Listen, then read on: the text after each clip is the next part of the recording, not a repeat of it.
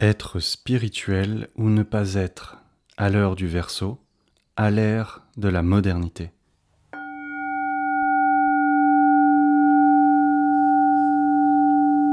La spiritualité de l'ère des Poissons a donné à l'humanité la religion, c'est-à-dire la capacité à se relier, religarer.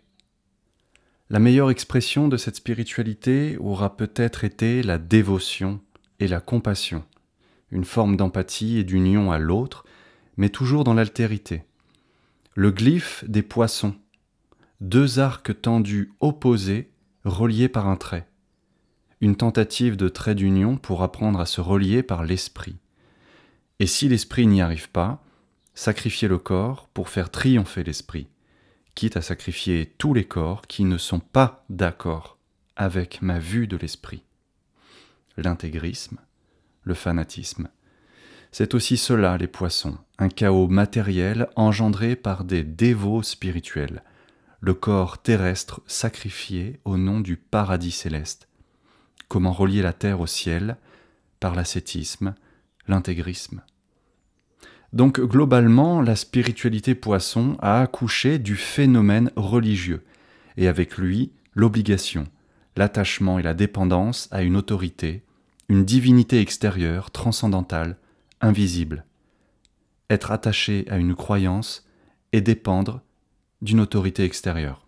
Vous me direz sûrement que vous n'êtes pas religieux, que vous êtes athée, agnostique, ou que votre spiritualité n'a rien à voir avec un dogme. Mais la religion n'est pas une croyance, c'est un état d'esprit. Même si vous croyez être étanche aux religions, même si vous ne mangez pas de ce pain-là, vous respirez de cet air-là. Vous avez baigné avec tout le monde dans ces eaux. Votre subconscient a mangé de ce pain, que vous le vouliez ou non, et toutes ces mémoires collectives, conscientes et inconscientes, sont devenues une partie de vous-même. L'esprit religieux vous a hacké, et à l'ère du Verseau, c'est l'heure du reset spirituel. Bienvenue donc dans cette nouvelle causerie de Johan, le podcast pour se faire du bien corps et âme. Et cette fois, encore plus que jamais, ce sera un podcast sans chapelle ni gourou, sans maître à penser ni ascensionner, juste vous et moi, en toute intimité. Musique.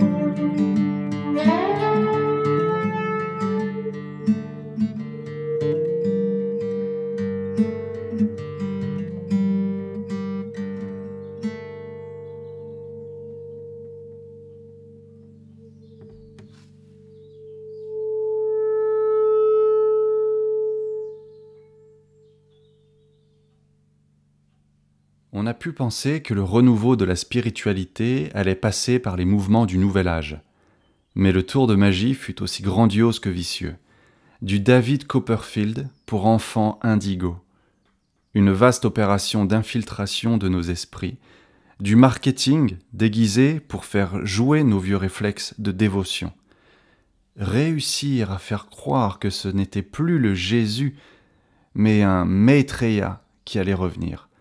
Ou que le prochain contact qui aurait lieu ne serait pas terrestre, mais d'origine extraterrestre.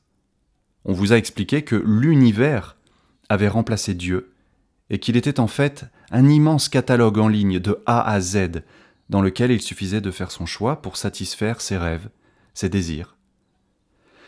Si vous regardez bien, on a simplement remplacé les anges et les archanges par des avatars et des êtres de lumière interdimensionnels. On a remplacé les dogmes par les clés de la réussite. On a remplacé les prières par les protocoles de visualisation, les commandements par des techniques et des pratiques énergétiques, et même l'hostie par des plantes et des racines hallucinogènes. Les mouvements néo-chamaniques de sorcellerie blanche, de Wicca, ou les théories exoplanétaires ne sont que des mutations de la spiritualité poisson, matinée de mots et de concepts contemporains. En lui accolant les mots quantique ou ascensionnel, une vieille attitude religieuse devient tout à coup novatrice. Soins quantiques, méditation ascensionnelle, guérison énergétique, connexion à l'univers, rien de révolutionnaire en fait. Il n'y a pas de révolution à faire du neuf avec de l'ancien. Il n'y a pas de liberté dans le recyclage de la pensée.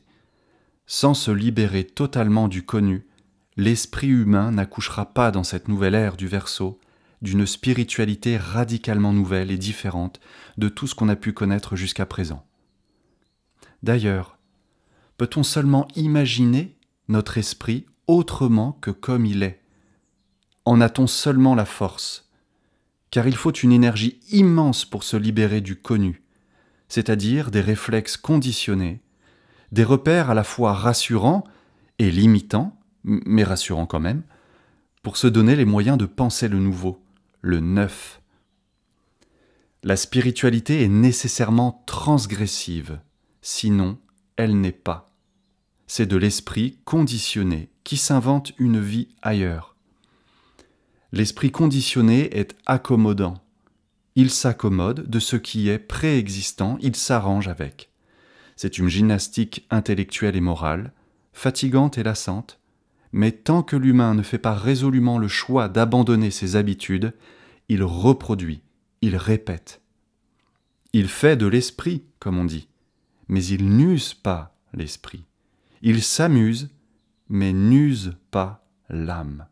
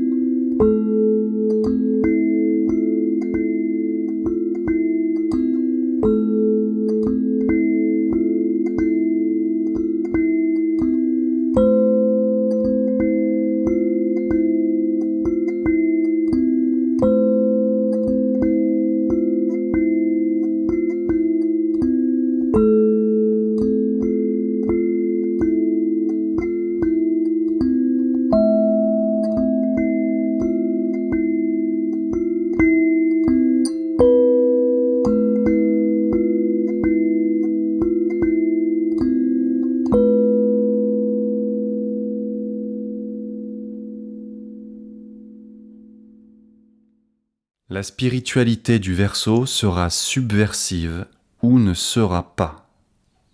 De toute façon, l'intelligence artificielle nous a déjà mis au pied du mur. Soyez enfin humains ou ne soyez plus, nous dit-elle. Ce n'est pas une menace, c'est un défi. Impossible de rivaliser avec des millions de bits par seconde dans le domaine de l'intelligence, du calcul, des algorithmes. Impossible de continuer à se mentir quand tout ce qui définissait la soi-disant supériorité de l'homme a été balayé par des séquences de 0 et de 1 à la vitesse de nanosecondes. Pour être subversif, il faut passer par-dessus le mental, transgresser les lois et les limites que l'esprit conditionné a fixées, être au-delà de la spiritualité mentale, conceptuelle, imaginaire, théorique et dogmatique. Arrêtez donc de se relier à des choses ou à des entités. Arrêtez encore de gaspiller son énergie à nourrir la machine, se débrancher. Arrêtez de vouloir se connecter à l'extérieur, à l'univers. Se déconnecter et commencer à puiser dedans, vers l'eau intérieure. Cette spiritualité Verseau existe déjà et n'existe pas encore. Elle est un potentiel. Elle est la voie qui rompt le filet des poissons et des pêcheurs, le filet de l'attachement au connu qui ligote le soi. Soi n'a besoin de rien ni de personne. Soi n'a besoin que d'une chose, d'autonomie. Et la spiritualité du Verseau est cela, autonomie. La libre expression de l'âme, de soi donc, en toute indépendance du passé, de la mémoire, du mental et de ses concepts. L'autonomie est pour l'humain la seule chose que l'intelligence artificielle pourra encore lui envier et qu'elle ne fera qu'imiter. Exprimer l'originalité de l'âme. Être autonome et se gouverner d'après ses propres lois. Mais attention, des lois qui n'ont pas d'ancrage dans la mentalité archaïque de la religion ou de toute superstition. La modernité de l'homme est donc sa capacité à garder une fraîcheur, une liberté face au connu, une souveraineté dans sa manière de penser, d'agir et de créer, sans avoir de compte à rendre à une autorité externe, quelle qu'elle soit.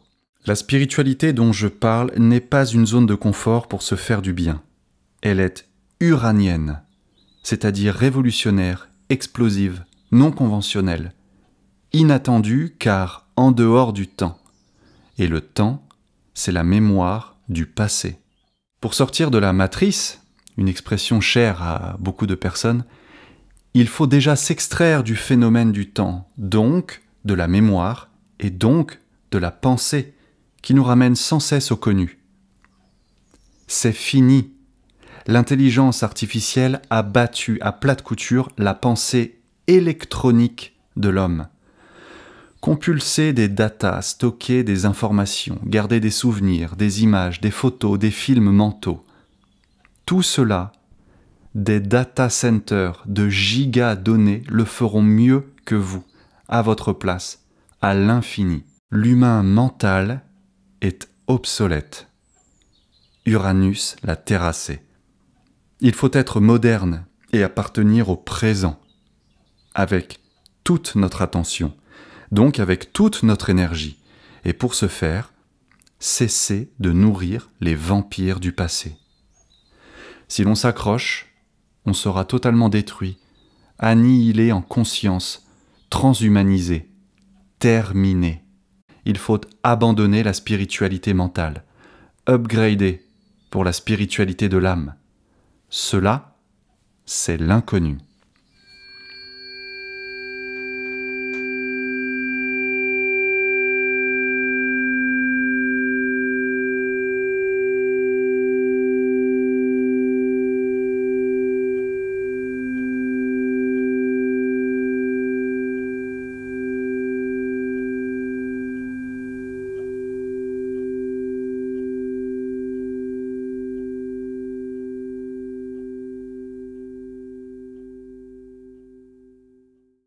Dans cet état de totale présence à ce qui est en soi, détaché de tout le passé, l'œil de l'esprit déconditionné peut s'ouvrir à la nouvelle vision.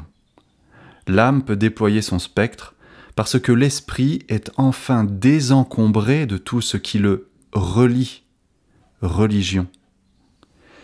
Il a intégré et métabolisé les informations qui lui étaient nécessaires dans l'ère des poissons, mais il n'y revient plus. Il tranche. Il ne cherche plus à amasser du savoir ou de la connaissance. Il est mort au connu. Il est autonome. Et on ne peut retenir ou attacher ce qui est insaisissable. Si je devais vous encourager à mettre du cœur à l'ouvrage, ce serait seulement en vous invitant à cesser toute identification à des mouvements spirituels, à des techniques ou à des courants néo-mystiques, qui, malgré le suffixe « néo », n'ont rien de vraiment nouveau. Pour les voyageurs de l'âme qui ressentent l'appel, il faut donc aller en profondeur dans l'incarnation et ne plus chercher à la fuir par du pseudo-spirituel, le spirit qui tue, elle, l'incarnation. L'esprit Verseau s'incarne et veut vivre des expériences, mais il faut entrer en soi, être au contact direct de l'esprit. Ce n'est pas une parole de sage ou une technique occulte, ni même un contact extraterrestre qui produira cette libération. il n'y a que la résolution radicale à rejeter maintenant l'état d'esprit religieux sous toutes ses formes, qui peut produire une nouvelle spiritualité réellement moderne, celle de l'autonomie de l'âme.